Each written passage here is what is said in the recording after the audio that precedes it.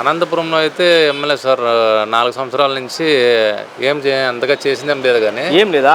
చేసినారు. కాకపోతే ఒక సంవత్సరం నుంచి ఆ ఫ్లైఓవర్ బ్రిడ్జ్ కానీ లేకపోతే ఇక్కడ వేసినట్టు మనకి రోడ్లు కానీ ఇవన్నీ ఈ సంవత్సరంలో బాగా స్పీడప్గా చేపించినారు పని కూడా.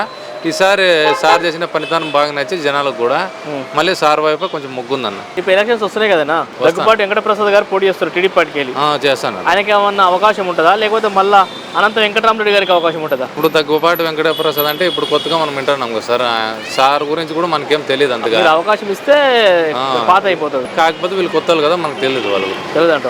ముఖ్యమంత్రి పాలన ఎవరు బాగుంది? చంద్రబాబు నాయుడు బాగుందా, జగన్మోహన్ రెడ్డి గారు బాగుందా? ఇప్పుడు మేము నిరుద్యోగులు సార్. మాకి పరిపాలన విషయంలో వచ్చేసి జగన్మోహన్ రెడ్డి సార్ వచ్చి సంక్షేమం బాగా చేసినారు.